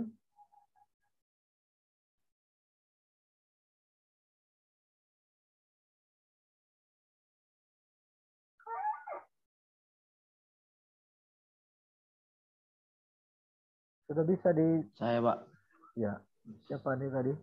Oh, Nikodemus. Nikodemus, Pak. Silakan. Begini, Pak. Tadi karena membahas tentang Bapak tadi sempat membahas tentang kematian. Begini, Pak. Ada storing itu yang lain ditutup suaranya. Supaya jangan storing. Ada perangkat lain di satu ruangan, tolong ditutup yang lain. Supaya jangan storing. Yuk. Halo, Pak. Ya, udah bisa. Begini, Pak. Kan perangkat yang lain di mute saja, yang lain. Perangkat yang lain mute supaya bisa jangan storing. Yuk. Sudah jelas, Pak? Sudah. Begini, Pak. Kan ada, katakanlah Pak, ada suami istri. Nah, jadi suaminya mati. Seorang janda lah, Pak. Bagaimana kedudukannya di dalam adat? Apakah misalnya dulu sebelum mati suaminya, dia itu mempunyai kedudukan misalnya bisa menjadi tulang kan gitu, Pak. Nah, Jadi apakah dengan kematian suaminya kedudukan seorang janda itu berkurang, Pak? Apakah itu berkurang atau tetap begitu aja, Pak? Tetap Anaknya adatnya ada, gitu, Pak. ada anak. Anak ada, Pak. Nah, kalau sudah punya anak ya nggak ada kurang nilainya. Nggak ada kurang nilai. Tapi memang untuk melaksanakan adat, karena memang yang harus tampil itu kan biasanya suami atau laki-laki kan. Ya, mereka yang marha-maranggi lah yang tampil di depan. Dia bisa saja mendampingi. Nah, jadi marha-maranggi itu kan bisa dari satu bapaknya abang adik ya.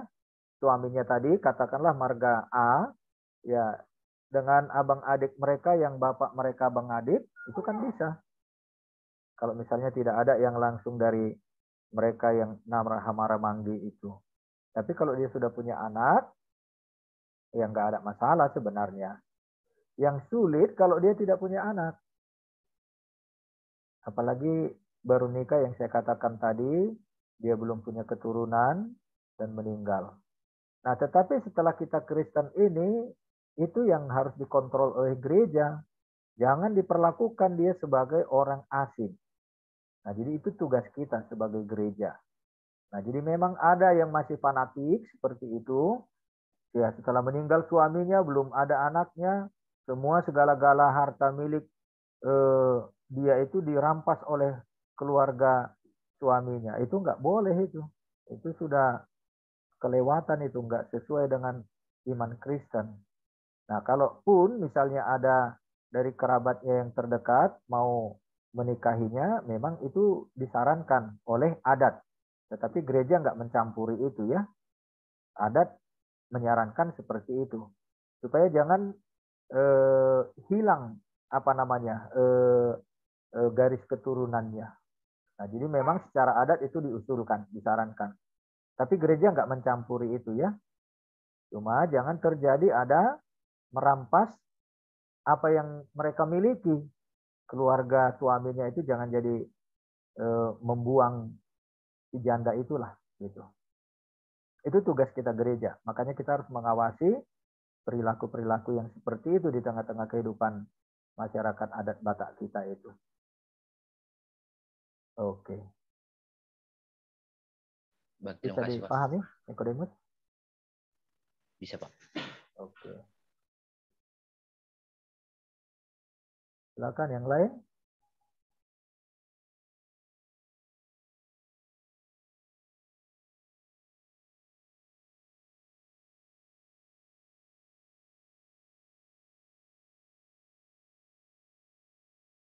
Ada lagi?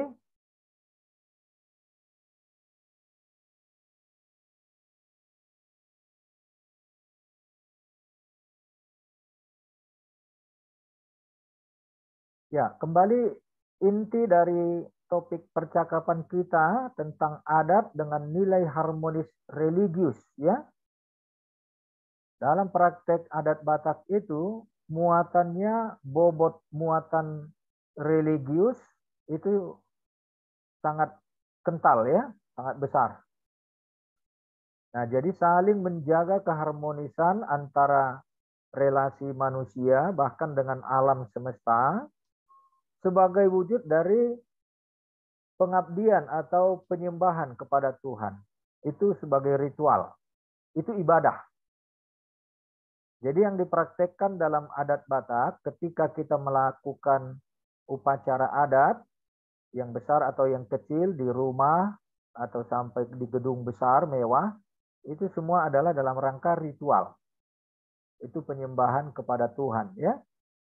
Nah, jadi karena itu prakteknya harus betul-betul di dalam sikap yang sopan, yang ramah, yang penuh hormat, dan tidak terjadi di situ ada gontok-gontokan.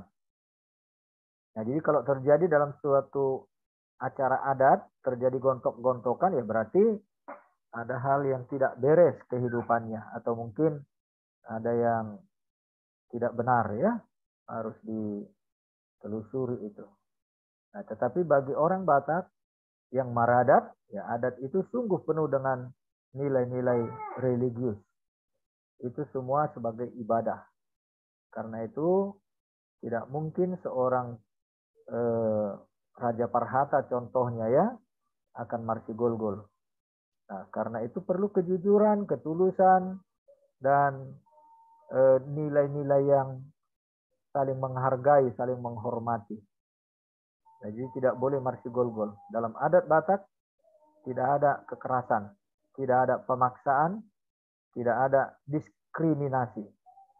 Semua orang adalah raja dan semua penuh dengan sopan santun, penuh dengan ketulusan hati, kejujuran, dan tidak terjadi di situ pelecehan, diskriminasi. Oke. Bisa dipahami? Ya, topik ini menjadi bagian dari tesis saya ya, dari penelitian saya. Dan apa yang saya sebut religius, harmonis religius itu juga istilah saya dari hasil penelitian saya. Jadi kalau kalian bisa mengamati praktek-praktek adat Batak kita itu, apa yang saya katakan ini, kalian nilailah, kalian lihatlah benar tidaknya. Harmonis religius. Tetapi ketika terjadi hal-hal yang bertentangan dengan itu, harus dipertanyakan tentang kebenaran, kejujuran, ketulusan para pelaku adatnya. Karena dalam adat Batak itu tidak akan pernah terjadi bentrokan ya. Pasti ada jalan keluar. Karena itu semua adalah ritual. Itu penyembahan kepada Tuhan itu. Tetapi ya orang Batak memang nggak boleh dilecehkan ya. Nggak boleh ada terjadi pelecehan, perendahan, diskriminasi, nggak boleh. Nah, jadi kalau semua pihak menganut, berpegang kepada nilai-nilai adat yang baik, dan di dalam Injil ya, dalam cinta kasih yang tulus, yang benar, dalam keadilan, pasti akan lancar semua berjalan. Tidak akan ada kekerasan atau pemaksaan. Tidak akan terjadi itu. Masih ada? Silakan.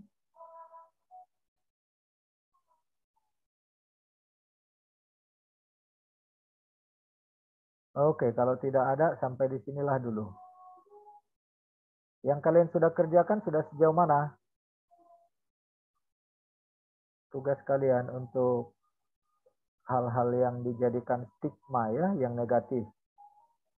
Yang dinilai negatif dalam kehidupan perilaku adat Batak itu.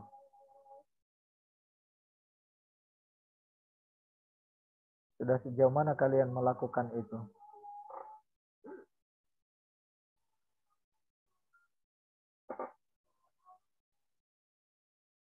Ini chat siapa ini?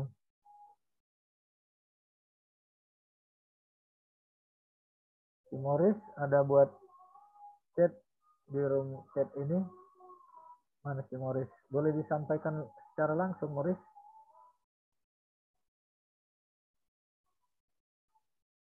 Morris mendengar? Ya, Pak. Boleh disampaikan secara langsung? Yang kamu di chat room? Pak, biar gue sampaikan, Pak.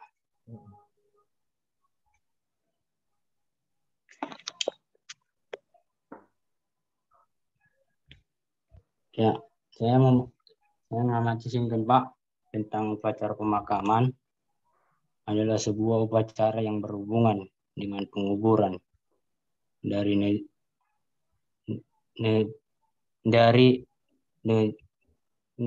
ngajak orang meninggal atau peringatan. Kebiasaan upacara pemakaman terdiri dari kepercayaan dan praktik yang digunakan oleh sebuah budaya untuk mengenang dan menghormati orang meninggal melalui berbagai momen, doa, dan ritual. Kebiasaan tersebut lebih beragam adat budaya antar agama dan demonasi dalam budaya. Upacara pemakaman terjadi dengan tujuan untuk menghormati almarhum semasa hidupnya. Selain itu, upacara pemakaman bertujuan untuk memberikan dukungan simpati dan doa kepada keluarga yang ditinggalkan, yang ditujukan untuk membantu jiwa almarhum mencapai kehidupan setelah kematian, kebangkitan dan reinkarnasi. Dalam Konvensi Pengakuan Iman tahun 1996 tentang pasal ke-19 peringatan orang yang meninggal, kita mempercayai dalam menyaksikan kematian adalah akhir dari hidup manusia di dunia ini. Dia berhenti dari segala pekerjaannya. Ada keselamatan bagi orang yang percaya. Yesus Kristus yang telah bangkit itulah yang membangkitkan orang dari kematian. Dialah Tuhan dari orang yang hidup dan yang mati. Bisa kita lihat di Roma 14 ayat 7 sampai 9. Berbagailah orang yang mati di dalam Tuhan yang setia sampai akhir di Wahyu 14 ayat 13. Gereja menyelenggarakan peringatan bagi orang yang meninggal untuk menyadarkan iman kita supaya kita mengingat akan akhir hidup kita sendiri, serta meneguhkan pengharapan akan kematian Kristus, mengalahkan kematian. Demikian juga pengharapan akan kerajaan surga sebagai tujuan jiwa roh, kota dan persekutuan orang-orang percaya dengan Tuhan Allah hingga kedatangan Yesus Kristus yang kedua kali. Dengan ajaran ini, kita menentang pengharapan keselamatan manusia dari antara orang yang mati di dalam Yesus Kristus. Kita menentang pandangan yang menyatakan bahwa orang yang hidup dapat menerima berkat dari orang-orang mati. Kita menentang pandangan yang menyatakan bahwa orang yang mati dapat berhubungan dengan orang yang hidup dengan mendoakan arwah-arwah. Kita menentang pandangan yang menyatakan bahwa haruslah mendirikan tugu yang menghormati orang yang mati sebagai cara menerima berkat bagi keturunannya. Dan dengan ajaran ini kita menolak semua bentuk ajaran agama kekafiran, terutama ajaran tentang roh yang menyatakan roh orang yang meninggal itu hidup dan roh orang yang meninggal itu menjadi hantu atau roh leluhur atau semanggung. Pada waktu peringatan orang meninggal, baiklah kita mengingat untuk mengucap syukur kepada Allah akan segala perbuatannya yang baik pada waktu masih hidup, tetapi tidak untuk memohon berkat dan tanda kesurupan yang telah meninggal itu. Terima kasih, Pak. Oke, jadi ada dua hal. Yang satu kita mau melihat dalam konfesi. Itulah caranya gereja untuk menerapkan doktrin iman kita tentang orang meninggal, ya. Ada doktrin yang kita pahami dan dilaksanakan pada hari-hari tertentu ketika akhir tahun gerejawi, ya, yang disebut Perninggotan Dinamoding, ya. Nah, jadi yang kita lakukan di situ sebenarnya bukan mengingat orang-orang meninggal, tetapi mengingatkan kita ketika nama-nama orang meninggal itu disebutkan dalam satu tahun itu, ya, itu justru mengingatkan kepada kita bahwa kita pun kelak akan meninggal. Jadi ketika nama-nama itu disebutkan, sebenarnya bukan tujuannya terutama mengenang orang yang mati, tetapi mengingatkan kita. Mereka yang sudah meninggal itu sudah lebih dahulu meninggalkan kita dan dia sudah pulang kepada asalnya, kepada Bapa di sorga, ya, kepada Tuhan. Nah, kita pun akan menyusul. Nah, karena itu yang mau diingatkan kepada kita, ya persiapkanlah dirimu untuk juga menghadap Tuhan kapanpun itu. Itu maksudnya dari doktrin mengingat orang meninggal. Supaya kita juga diingatkan kita akan meninggal. Nah, yang kedua dalam praktek, memang sering sekali dalam prakteknya sepertinya masih ada cara-cara berhubungan dengan orang meninggal seperti mengodasi gitu, ya. Jadi minta berkat dari orang meninggal, apalagi kalau pesta untuk orang tua yang meninggal, tapi ini ditobalah secara khusus, ya, yang mengodas-odasi itu meminta berkat kepada orang meninggal. Nah, itu nggak boleh. Nah, jadi kalaupun kita melakukan itu, sebagai acara adat saja, secara ritual, untuk memuliakan Tuhan. Jangan lagi berhubungan dengan orang yang meninggal. Ya, sering kali juga masih dilakukan oleh keluarga sebelum acara umum, contohnya ya, pagi-pagi keluarga ya berkeliling di jenazah orang meninggal itu, ya seperti berbicara dengan orang meninggal. Nah, jadi itu yang harus kita awasi. Jangan lagi yang seperti itu. Nah, saya juga pernah menjadi memberikan nasihat tetapi disalah mengerti. Sering kali juga dari kalangan kita ini masih memperlakukan orang meninggal itu dengan cara seperti ketika dia hidup. Contohnya dibuatlah sepatunya, dibuat pakaiannya semua, dimasukin ke dalam itu, bahkan Alkitab pun, itu nggak boleh. Atau dikasih lagi kacamata, nggak perlu itu. Kan bisa saja itu barang-barang dia itu dikasih ke orang supaya berguna. Nah, jadi jangan dikasih lagi kacamata, sepertinya dia bisa baca lagi, dan dibuat lagi bibelnya. Itu nggak boleh. Itu yang harus kita awasi. Jadi barang-barangnya itu nggak usah dibuat ke dalam petinya itu. Jangan lagi dia diperlakukan seperti itu barang miliknya. Dipakai saja, diberikan saja kepada orang lain yang membutuhkan. Kan banyak orang yang membutuhkan itu. Nah, karena itu pemahaman-pemahaman yang seperti ini yang harus kita kontrol di tengah-tengah masyarakat atau umat kita itu ya, jemaat kita. Jangan lagi diperlakukan seperti itu. Jangan dianggap dia itu seperti ketika dia hidup. Dan jangan diajak lagi ngomong atau bicara kepada dia. Nah, ini tugas kita. Nah, makanya ada larangan di RPP tidak boleh dimasukkan apa-apa ke dalam peti jenazahnya itu. Bahkan sepatunya pun nggak usah lah. Karena kan bisa dikasih ke orang. Orang kan bisa ada yang membutuhkan, yang memakai itu. Nah, jadi hal-hal seperti ini yang harus kita jaga. Oke? Begitu ya, Morris? Ya Pak, aku cuma memberikan penjelasan aja tadi Pak, biar nggak keliru Pak. Iya, si Christian masih ada resen? Terima kasih Pak.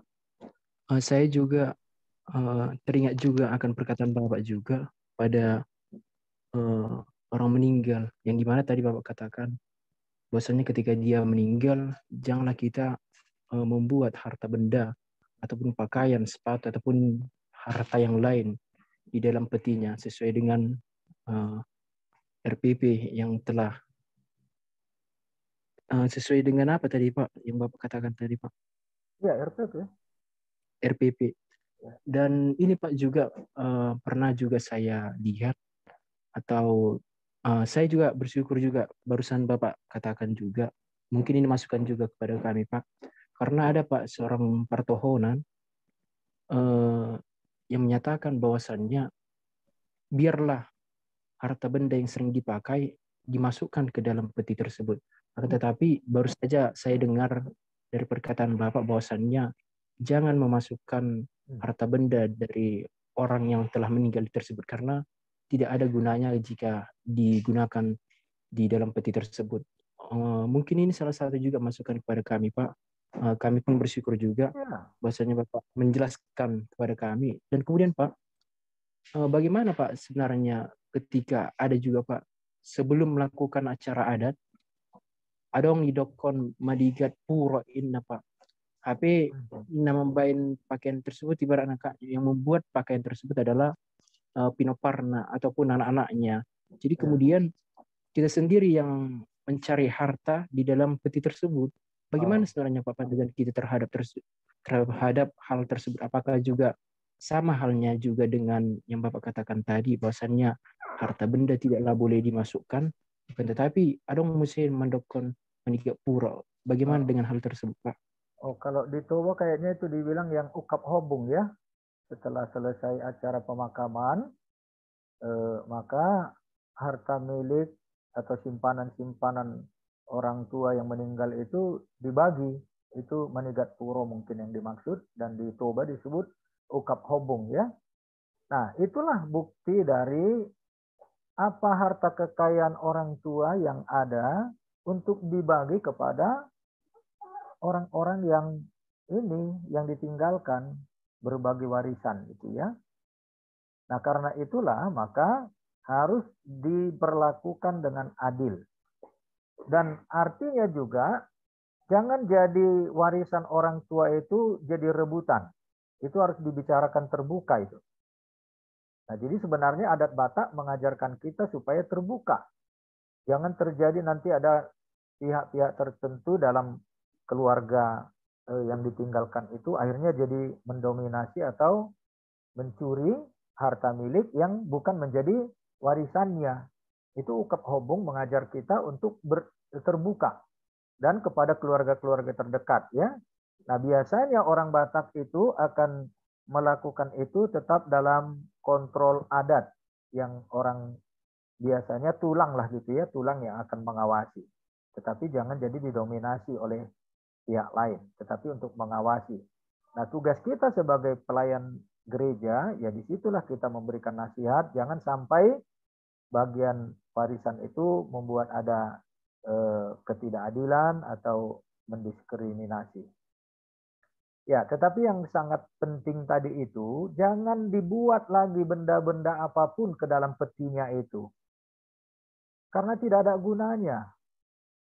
Nah, saya pernah melihat di Toraja, itu betul-betul, ya maaf kalau saya katakan, betul-betul kekafiran itu. Sepeda motornya pun dimasukkan ke kubur, bayangkan aja. Harta lemarinya juga dimasukkan ke kubur. Itulah pemahaman mereka. Tetapi kan itu sudah nggak benar itu. Itu kan kebodohan dan bahkan kekafiran itu. Nah, jadi kalau saya sih mau mengingatkan, kacamata pun nggak perlu. Nggak usah lagi dipasangkan ke mata, nggak ada gunanya. Nah, jadi logis saja lah berpikir. Nah, jadi soal kepantasan supaya kelihatan pantas ya nggak apa-apa, tetapi jangan dibuat itu seolah-olah supaya dia bisa membaca nanti. Atau misalnya dikasih saja kepada orang, kan bisa berguna. Bahkan kalau di dalam apa sekarang yang dengan medis ini ya, kalau seandainya kita juga bisa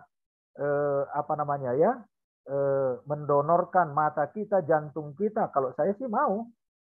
Artinya bisa berguna untuk orang lain. Apa yang bagian dari tubuh kita yang masih baik yang bisa digunakan bagi orang lain. Jadi donor kita ya. Ya di abad modern sekarang kita ini dengan alat-alat kedokteran yang canggih kan sudah bisa itu. Dari organ tubuh kita itu bisa digunakan untuk orang yang hidup yang bisa memakainya, menggunakan. Nah, jadi hal seperti itu kita harus terbuka. Itulah cara hidup yang benar. Dan itu membuat diri kita ya, tubuh kita ini kan apalagi kalau sampai kremasi ya. Kekristenan juga sudah bisa menerima kremasi, dibakar. Nah, jadi kalau sampai dikremasi, tubuhnya itu jadikan hancur, jadi debu. Nah, kalau didonorkan matanya atau jantungnya atau organ-organ tubuhnya yang lain kan jadi berguna untuk orang lain. Nah, jadi kalau pemahaman kita masih picik, kita akan memperlakukan jenazah itu berlebihan. Dibuat kacamatanya lah, dibuat sepatunya lah, semua barang-barangnya dimasukkan. Aduh, itu kan picik seperti itu. Nah, tugas kita lah mengingatkan itu. Jangan lagi seperti itu kita berpikir. Kita sudah Kristen. Jenazah itu sudah sama seperti bangkai itu. Ya, walaupun kita menghormati karena kita manusia ya, bukan sama seperti hewan. Nah, jadi bangkainya itu kita memperlakukannya dengan wajar. Jangan berlebihan. Jangan dibuat lagi macam-macam. Dibuat lagi pakaian segala macam, semua harta bendanya dimasukkan di situ. Nggak ada guna. Ya kalau hanya secara wajar saja dikasih dirias pakaian yang itu yang wajar lah. Tapi nggak usah harta-harta bendanya dimasukkan di situ. Dibuatlah yang berguna untuk orang lain. Nah, jadi bisa digunakan untuk orang yang membutuhkan. Oke, begitulah dulu ya. Jadi intinya dari topik kita adat Batak kita itu menjaga keharmonisan antara relasi manusia, demikian juga dengan alam, dan dalam kerangka ritual ibadah. Itu penyembahan kepada Tuhan semua. Oke, sampai di situ kita akhiri. Kita berdoa. Bapa di sorga, kami mengucap syukur untuk kesempatan kami boleh melanjutkan pelajaran kami tentang adat Batak, budaya yang telah Engkau berikan bagi kami, dan sangat luhur kami bisa belajar tentang iman Kristen, tentang kasih Tuhan, tentang kebenaran dan keadilan. Kami mohon biarlah Engkau juga memberikan kepada kami hikmat untuk dapat memahami dan menghayati nilai-nilai kultur adat Batak dan juga iman kami semakin bertumbuh di dalamnya. Berkatilah setiap kami dalam seluruh proses panggilan Tuhan bagi kami masing-masing. Dalam nama Tuhan Yesus kami berdoa. Amin. Si Christian tolong dibuat daftar hadir nanti ya. Baik, Ini Pak. si Anwar ini dari tadi saya lihat ngobrol-ngobrol aja. Ngapainnya kamu di situ, Anwar? Kamu mute, ditutup suaranya. Halo, Anwar. Apalah yang kalian obrolkan di situ tadi?